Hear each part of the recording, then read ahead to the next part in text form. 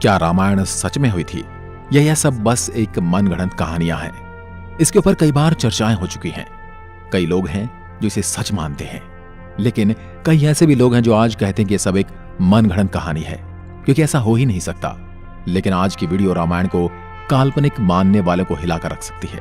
आज हम आपको वैज्ञानिक रिसर्च के कुछ ऐसे सबूत दिखाएंगे जिन्हें देखने के बाद आप ये मानने को मजबूर हो जाएंगे कि रामायण बस एक धार्मिक किताब और मनगढ़ंत कहानी नहीं है, बल्कि रामायण सच में हुई थी और श्री राम, रावण, हनुमान जी ये सब सच में मौजूद थे। और यही सब बातें जानने के लिए इस वीडियो के अंत तक जरूर बने रहें। आप देख रहे हैं mystery of God YouTube channel. ऐसे ही इतिहास का नॉलेज लेने के लिए इस चैनल को सब्सक्राइब कर सकते हैं। रामायण भारत के सबसे प्रसिद्ध ग्रंथों में से एक है। भारत में रामचरितमानस का पाठ पूरी आस्था के साथ होता है। महर्षि वाल्मीकि द्वारा रामायण में भगवान राम की संपूर्ण जानकारी लिखी गई है। और लेकिन कुछ लोग भगवान के होने पर ही सवाल उठाते हैं और रामायण को केवल कहानियों से भरी किताब मानते हैं। रामायण के अनुसार भगवान राम ने अधर्मी रावण को मारकर धर्म की स्थापना की थी।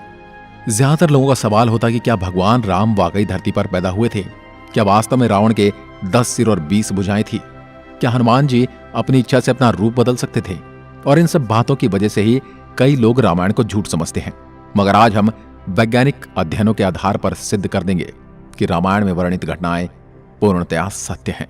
नंबर 1, रामायण कालीन हवाई अड्डे। जितना हम रामायण को भारत में मानते हैं, उतना या फिर कहूं कि उससे भी ज्यादा श्रीलंका में माना जाता है।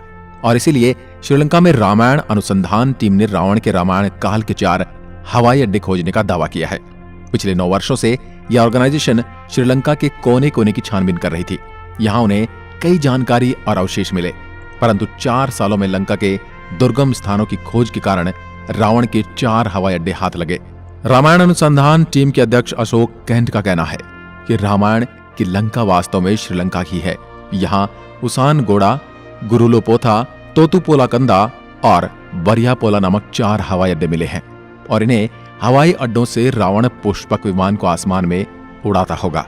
और यह हवाई अड्डे न सिर्फ ये बताते हैं कि रामायण सच में हुई थी, पर यह भी बताते हैं कि उसमें लिखी गई सारी बातें जिन पर हमें यकीन नहीं होता, वो भी सच हैं। नंबर 2, रावण का महल। रामायण के अनुसार रावण सोने की लंका में रहा करता था, जिसे हनुमान जी ने जला दिया था। श्रीलंकन गवर्नमेंट को श्रीलंका में एक ऐसा महल मिला है और यह दावा है कि यह महल रामायण काल का है। इस महल से कहीं सीक्रेट रास्ते निकलते हैं जो उस महल को शहर के अलग अलग जगह से जोड़ता है। लेकिन जब रिसर्च टीम ने इन पर रिसर्च की तो पता चला कि गुफाएं नेचुरल नहीं बल्कि किसी समय ने इंसानों द्वारा बनाया गया था। श्रीलंकन हिस्ट्री के अनुसार रावण शहर के अलग अलग हिस्सों में अचानक से ही प्रकट हो जाया करता था और पलक झपकते ही उन हिस्सों से गायब होकर अपने महल में पहुंच जाता था। इसलिए जानकारों का मानना है कि रावण इन्हीं गुप्त रास्तों का इस्तेमाल किया करता था। अब इतने बड़े एविडेंस को हम कैसे नकार सकते हैं? नंबर 3, अशोक वाटिका के सबूत। रामायण के अनुसार रावण ने माता सीता का हरण करके उन्हें अशोक वाटिका के अंदर रखा था।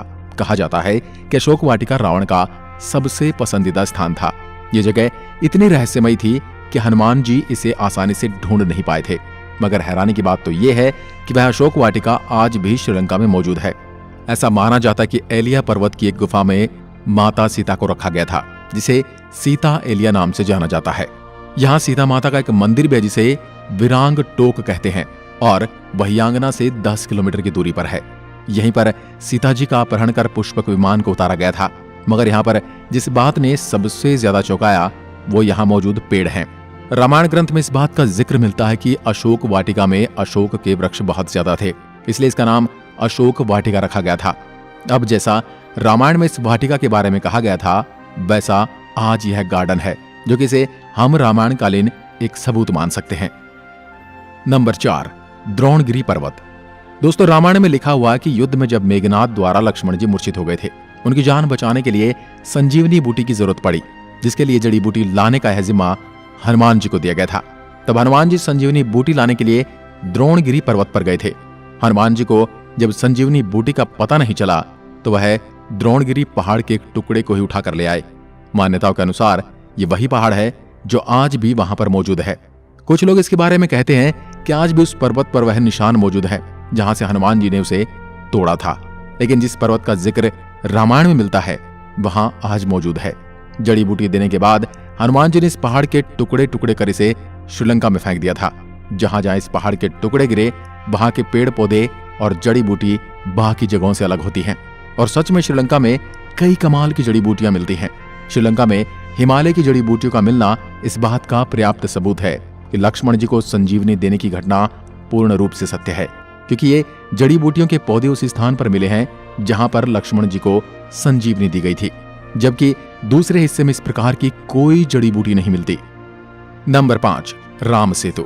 रामायण सच में हुई थी, इसका सबसे बड़ा प्रूफ है राम सेतु। राम सेतु को एडम्स ब्रिज भी कहा जाता है और इसके बारे में पक्का सबूत तब मिल गया जब नासा ने सैटेलाइट तस्वीरें जारी की। पैसिफिक ओशियन की तस्वीर में कुछ ऐसा था जिसे देखकर वैज्ञानिक भी हैरान रह गए। पैसिफिक ओशियन के हिस्से में साफ तौर से पत्थरों की एक लाइन बनी हुई नजर आ रही थी। जब वैज्ञानिकों ने इसे तस्वीर पर ज्यादा स्टडी की तो पता चला कि ये पत्थरों से बनी लाइन है। भारत के धनुषकोडी से श्रीलंका के मन्नार द्वीप तक बनी हुई है, जो लंबाई में करीब 30 किलोमीटर तक हो सकती है। पैसिफिक ओशियन में जिस हिस्से में नासा के वैज्ञानिकों के पत्थर से बना पुल नजर आया था, ये वही जगह है जिसका जिक्र रामायण में मिलता है। और अमेरिका के एक आर्कियोलॉजिकल रिसर्च टीम ने भी अपने रिसर्च में इस बात का दावा किया था कि तमिलनाडु और श्रीलंका के बीच मौजूद राम सेतु वो असल में एक मैन मेड ब्रिज है जो कई हजार साल पहले इंसानों ने बनाया था। माना जाता है 15वीं शताब्दी तक यह पैदल पार करने लायक था, लेकिन इतना ज्यादा समय बीत जाने के कारण यह पुल अपने पूर्ण स्वरूप में नहीं रहा। वैज्ञानिक दृष्टिकोण से इस फैक्ट को हम रामायण के एविडेंस के रूप में देख सकते हैं। नंबर 6, सुग्रीव की गुफा। बाली के डर से सुग्रीव जिस गुफा में रुके थे वह गुफा आज भी मौजूद है। रामायण के अनुसार बाली ने दुंदुबी नामक राक्षस को मारकर उसका शरीर कुछ दूर फेंक दिया था। हवा में उड़ते हुए दुंदुबी के खून की कुछ बूंदें मातंग ऋषि के आश्रम के ऊपर गिर गई। ऋषि ने अपने तप के बल से जान लिया कि किसकी हरकत है।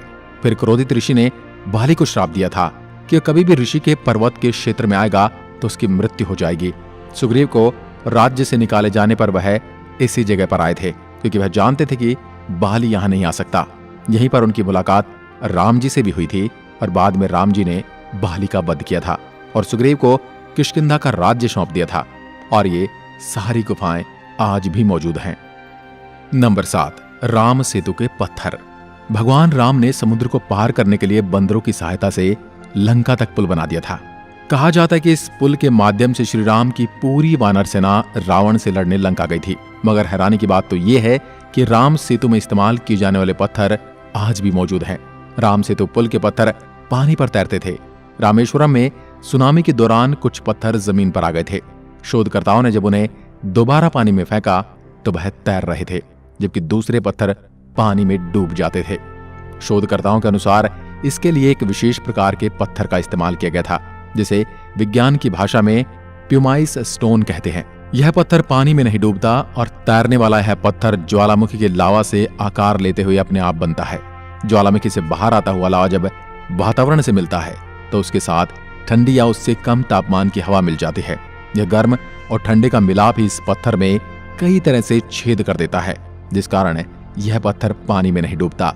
अब इन पत्थरों के पीछे का विज्ञान भी रामायण के समय उनको पता था और उन्होंने इस तकनीक का उपयोग राम सेतु को बनाने में किया था। यह रामायण का एक पुख्ता और मजबूत सबूत है। नंबर 8, जली हुई लंका के सबूत। रामायण ग्रंथ के अनुसार हनुमान जी ने लंका के सोने की नगरी को जला दिया था, मगर अभी कुछ एविडेंस मिले हैं जिन्हें लेकर कहा जा रहा है कि लंका के जलने के सबूत आज भी वहां पर मौजूद हैं। जिस जगह पर श्रीलंका को जलाया गया था वहां की मिट्टी आज भी काली है, जबकि उसके आसपास की मिट्टी का रंग वैसा ही है जैसा कि नॉर्मली मिट्टी का होना चाहिए। बस इतने से इलाके में ही काली मिट्टी मौजूद है, जो कि जली हुई लंका के सबूत को बताती है। इस बात को भी हम एक इत्तेफाक कहकर टाल नहीं सकते। अब जब आपको इतने सारे प्रूफ दिए जा रहे हैं, यहां तक इतने सारे प्रूफ कोई इत्तेफाक नहीं हो सकते, तो इसलिए यही साबित होता है कि रामायण सच में घटित हुई थी। आपका क्या विचार है हमें कमेंट में लिखकर जरूर बताएं।